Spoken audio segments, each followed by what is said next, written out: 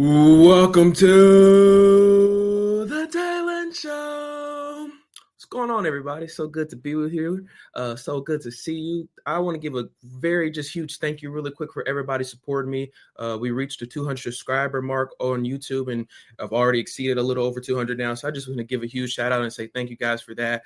200 subscriber giveaway will be coming soon. So super appreciative for your support and love, guys. Thank you so much. So move forward in season 5. I hope you guys are enjoying it. I had a super great conversation with Gary Chupik last week. So if you enjoyed that, leave a like and make sure you interact with us as moving forward. I don't want to talk too much because, we got a very huge, important guest today, and I really want to get to him and get to chat with them. But please welcome today the Ole Miss Athletic Director, Mr. Keith Carter. Woo! Good morning. Thanks for having me. No, thank you so much for joining me, Mr. Carter. Super grateful to be able to chat with you real quick today. Appreciate you for giving me some of your time. I want to get right into it. Relatively recently, Ole Miss had the opportunity, softball team, first time program history, get a chance to play in the Women's College World Series. And, the baseball team finally got that rhythm back over the last couple of years and got a chance to host a regional. For you personally, just as the athletic director, but as a fan of Ole Miss as well, what is it like to see those programs kind of bind together and make some history and bring some love and passion back to Oxford? It's kind of been missing within that realm over the last few years. Yeah, what a great year, and just to start with softball, so happy for Jamie and the young ladies, just a great year. And, to do it in a year when we get into the new stadium, which is really cool. And I know they enjoyed being in there. I think, they played there last year, obviously, but it was about halfway finished. And so to have it completely finished and fans there and to be able to make the run that they did, and you go on the road to Tucson, win the regional, then go to Fayetteville, win the super regional, and then get to Oklahoma City. What an incredible year. And, just a lot of hard work. You had some older players on the team, some younger players that contributed. And Jamie and the staff did a tremendous job. So, she'd been there before. She'd taken Minnesota to the Women's College World Series when she was there, and we knew that it was going to happen here eventually. And man, just an incredible year for them and something to truly build on, for the future. And then, baseball, Coach Bianco and everything that he's done over his career has just been incredible. Obviously in that national championship in 2022, and as you mentioned, a couple of years that just weren't really what we were used to in the Coach Bianco, tenure. And that happens in baseball sometimes, for whatever reason, but, kind of righted the ship this year, hosted the regional, and, obviously a disappointing finish to, not be able to beat Murray State there, but they were hot. They were that made it all the way into Omaha. So, a great year for baseball. And I know both of those squads have, in programs have been very active in the transfer portal here over the last, 30 days or so. So, anticipating great things again next year. Yes, sir. I'm going to jump the gun a lot with you, but I want to go to basketball. I want to kind of rewind with Chris Beard a little bit with you. His time in just 2 years in Oxford has been incredible, and the landscape that he's been able to develop in terms of a culture, recruiting process, and just obviously winning games from the court. Go back a few years ago for you with the landscape and love that you have within basketball, especially Ole Miss. What was the process in figuring out what was the next move after Kermit Davis was gone, and what were the key factors that you thought Chris Beard brought that could bring Ole Miss basketball to where it is now 2 years into the mix with him as the head coach here in Oxford? Yeah, it's a great question. And, obviously, with my history here with basketball, it's a really, they're all important, but, I want basketball to be really good. And, when we went on the market that year looking for a coach, our goal was to find the best available coach and the best fit for Ole Miss. And, Coach Beard was there, and, his track record had showed that he was going to win kind of wherever he's been. He's been a winner. He's played in the national championship game at Texas Tech. And so, it was a great fit. And, when he got here, we knew it wasn't going to take long before success was going to follow. Year one, we were just a game or two away from getting in the tournament. And then obviously year two, you not only get in the tournament, but you get to the Sweet 16. And really we're just a possession away from, the Elite Eight, played Michigan State in a great game. So, we knew this was going to come, and we anticipate more. I think Coach Beard, again, has the proven track record that he's going to win. And, I was out actually watching our guys play the other day, a lot of the new guys and, a lot of talent on next year's roster. So excited about that. But, both men's and women's basketball are in really, really good places here at Ole Miss right now. Obviously, what Coach Yo has done on the women's side and the consistency that she has had and built the program into, I couldn't be happier with where our basketball programs are. Yeah, I want to kind of ask you a little bit more in depth if possible, but you've had the opportunity to really, I would say, change the landscape of what athletics has looked like at Ole Miss since your time and your tenure as the AD in Oxford. But you've also had to deal with some difficult battles. And when I say that, keeping some coaches like Lane and Chris Beard and Coach Yo as well, that obviously a lot of other schools have tried to market and get them at their schools. For you, how do you evaluate whether or not you want to bring a coach back and renew their contract? And when you do that, what maybe goes into some of the details that maybe people wouldn't understand of, okay, this is what I need to do to get him or her back here. How can I successfully acquire what they want to keep them here and keep them happy? What goes into renewing a coach's contract and bringing them back and having them successful where they are here in Oxford? Yeah, that's a really good question. I think across the board, we have great coaches right now. Yeah. You're really in all of our sports. We had to make a couple of changes. One of our women's tennis coach retired, so we had to hire a new coach there, and then we had to make a change on the men's tennis side. We have a new rifle coach as well. So, changes happen from time to time for whatever reason. But I think that what's been important for us is we've had a lot of support. The chancellor's been incredible. He understands, the value of athletics to the institution. So he's been a great partner in all of this. And, I think that it takes resources, it takes commitment. Yeah. And I think it's not just about the coach's salary either. It's a lot more than that. It's how are we going to support the program? Do the coaches feel like they can win here at a high level? Yeah. Obviously we're in the SEC, so we have an opportunity every time we go out to compete and win at the highest level. Yeah. But that's a two-edged sword. It's also the toughest competition in the country. Yeah. So, but I think just, the commitment to the coaches and what their vision is, the support, across the campus with the chancellor, the donor base and fan base has been tremendous. I think they, selling out season tickets and showing up for games. And I think our coaches feel that, that this is a place that, we've had about 5 or 6 years now. We've compared what we're trying to do here to what you've seen at Clemson and Oregon and some of the, the places that maybe, traditionally haven't been, the powerhouse or whatever, but we have an opportunity to break into that group. And, I think now, I was traveling a bunch with our teams this spring, really all across the country, and wearing the Ole Miss logo, you get a lot of hottie toddies. The brand recognition is really, really strong. We're playing against great competition across the board in all of our sports. And so I think when you do that, you all of a sudden start to become one of those upper echelon programs. And I think we're right there where we need to be. Yes, sir.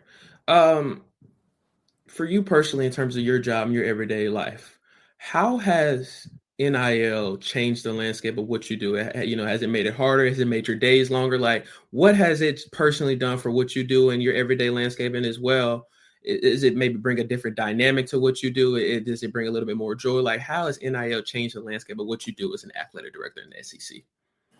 It's changed a lot, and it's good change in a lot of ways, in most ways, because we're all for student athletes having the opportunity to, benefit from their name, image, and likeness. And now with rev share starting, we'll be sharing revenue with our student athletes. Again, we think that's a good thing, but it does create just a lot of time and effort and thought process on how you're going to make it work and what the new model is going to look like. And to be honest, we've kind of been going through the last couple of years in a world where we didn't have all the black and white rules, and the guardrails and guidelines. So my hope is now with the House settlement and where we are moving forward with rev share, that we can get on a little more stability and what, some guidelines and rules and those type of things. But, when I first started as the AD in 2019, the things we did and the things we spent our time on then are sure a lot different than what we talk about and spend time on now.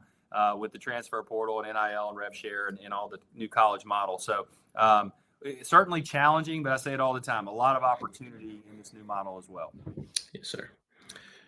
When you assess, getting ready to go into a new athletic season, like at this point right now, do you have any, I may say, goals in terms of maybe specific things that you want to accomplish in terms of maybe every sport or specifically all the sports gathered together? Are there any goals that you write down before, in the middle of the summer where you're thinking, I want to get this revenue for football here, or I want to get this renovation done for, the baseball done here. Is there any goals that you have getting ready to go into the season, maybe this year in general or throughout your time here at Ole Miss?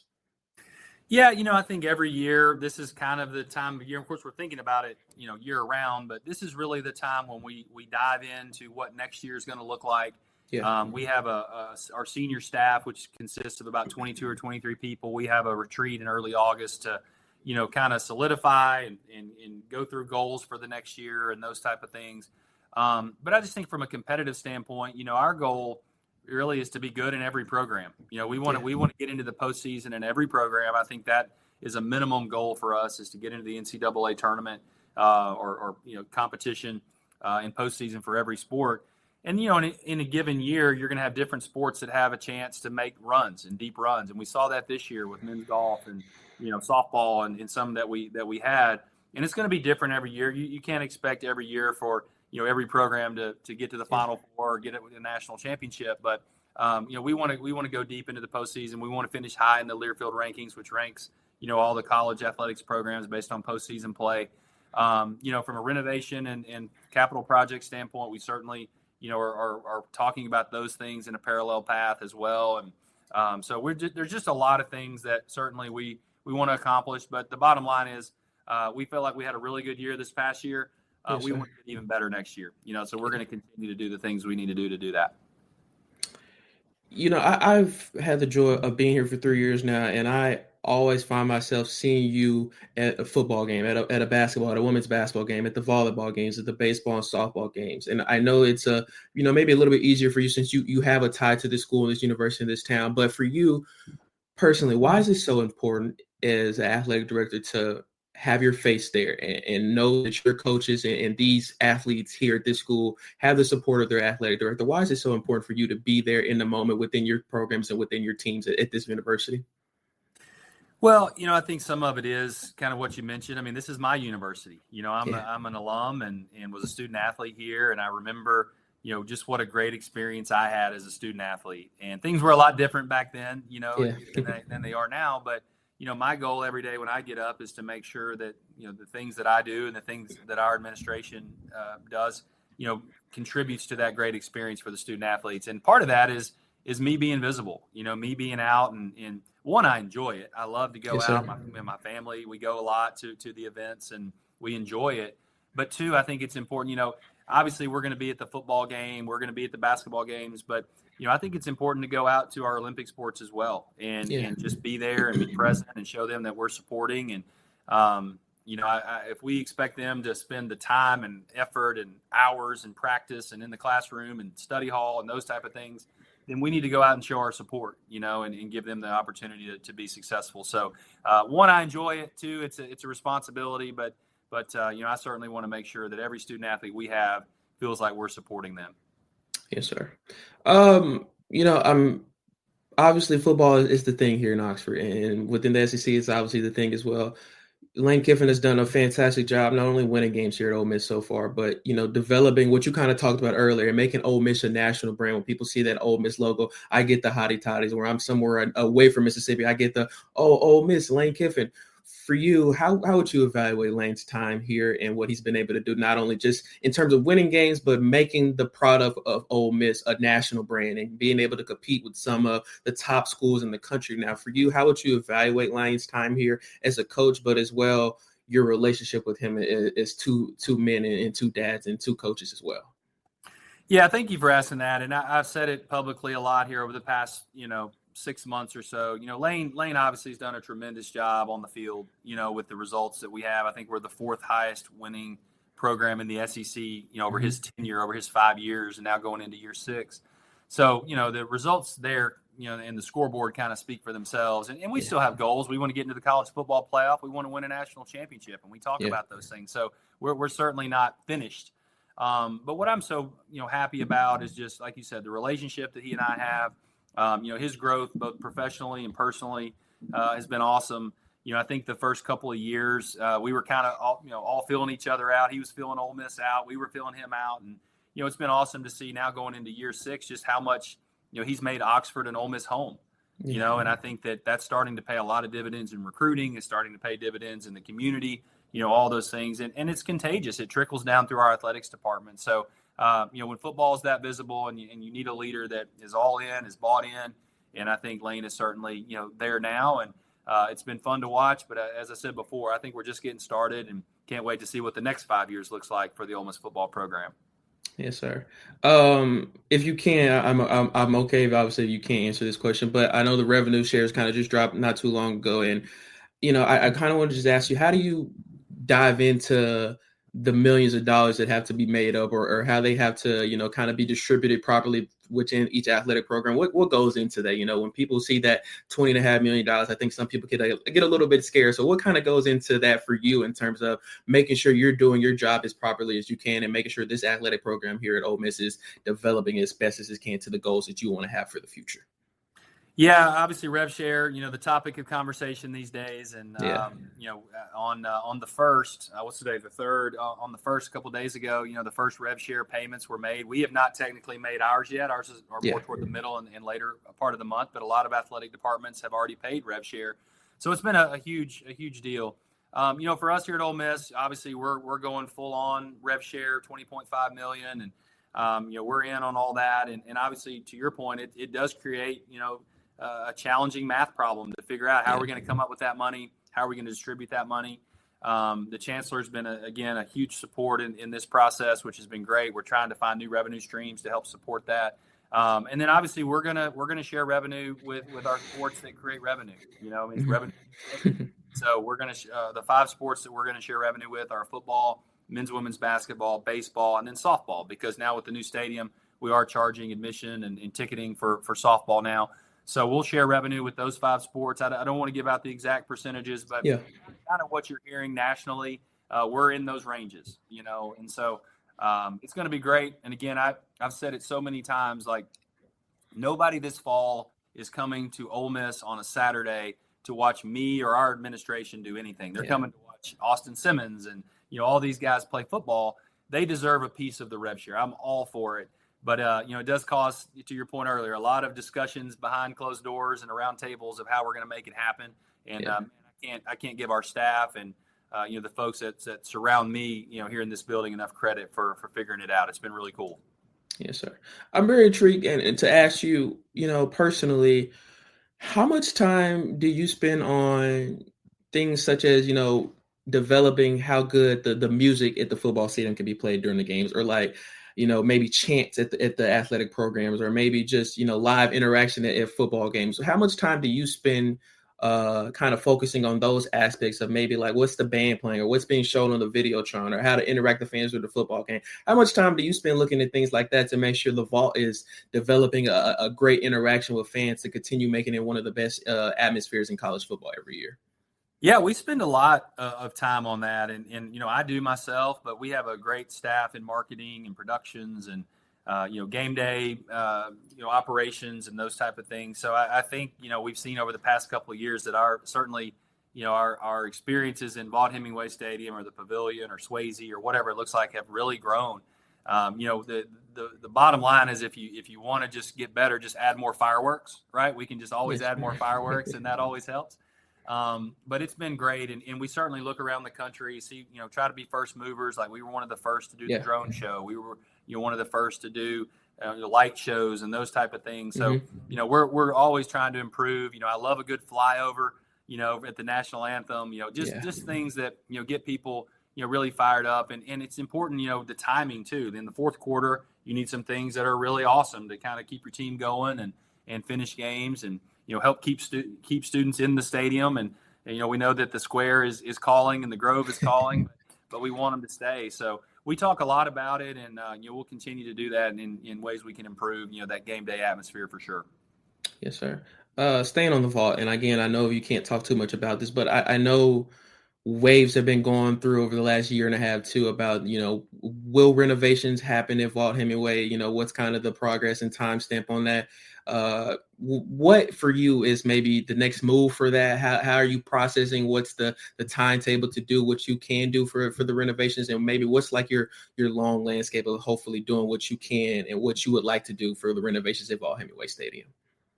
Yeah, we, a couple of years ago, about 3 years ago, we put out a big capital campaign and we had a renovation to the west side. And then that was literally about 3 or 4 months before all of the NIL started and paying players and those type of things. So we kind of had to put that on the shelf for a while. We'll revisit. I think if you look across the landscape of all of our facilities, we're in really good shape in most places. The stadium is the one place that, when you don't have that 65,000 people in there and you just walk around, it's got some cracks and it's showing its age and those type of things. So we're going to definitely revisit how we can, enhance and renovate the stadium. You'll see some minor improvements this year in concession areas and different things that we're doing just to kind of put some lipstick on it, as we move forward. But as far as, big major renovations, I think probably in the next 12 to 18 months, we will really start to revisit, what we could do for that stadium. Yes, sir. Look, I want to ask you, Keith, a little fun question, but if someone didn't know anything at all about Keith Carter, what would be the most important thing that you would want people to know about who you are as a person? Probably just faith and family. That's those things are really important to me, kind of away from the profession. I'm just a normal guy, and I have a great family and a great support team at home, and faith is very important to me. We attend Pine Lake, and that's a big part of our lives, and so that's important. But I think for me, it's just that I want to leave a legacy here at Ole Miss. When it's finally all said and done, that helped a lot of people. I think that's the main thing. I wouldn't be here without the help of so many people along the way, and I want to be able to look back and I guess if there's one thing that I want people to remember me by is he helped people, and so hopefully we can do that and do a lot of good things, win a lot of games along the way. But that's one of the things that I hope people will remember me for sure.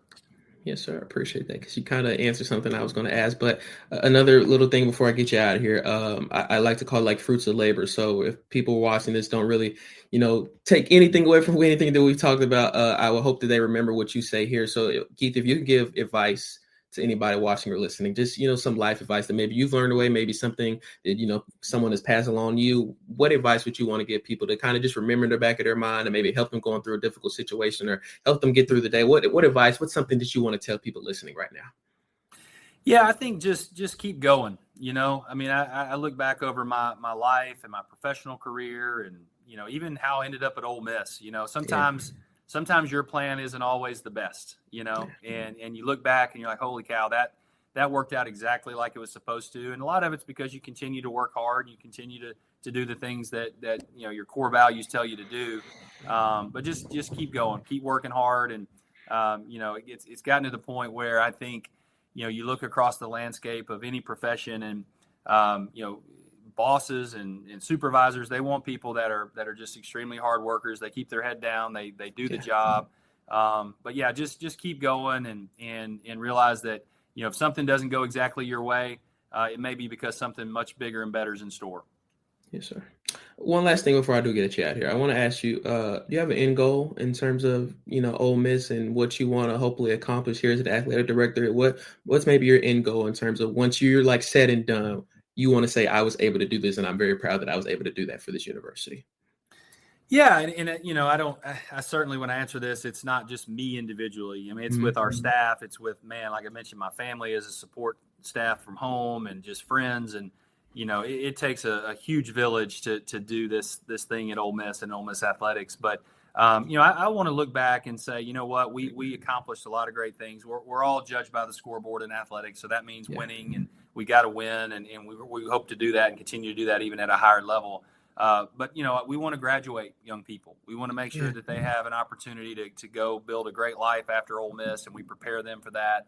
And again, I hope that, I can look back when I'm 60 or 70 years old and say, man, we gave a lot of people the exact same opportunity that I had, that Keith Carter had. And I was able to do so many things because of Ole Miss athletics and the opportunities that were given to me.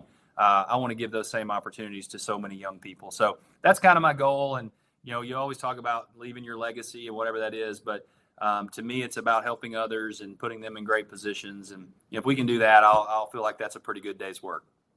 Yes, sir. Well, Mr. Carter, I appreciate you so much for giving me a little bit of your time today. It was really a great time for me to be able to sit down and chat with you today. So again, thank you so much. And we wish the best on everything that you have going forward.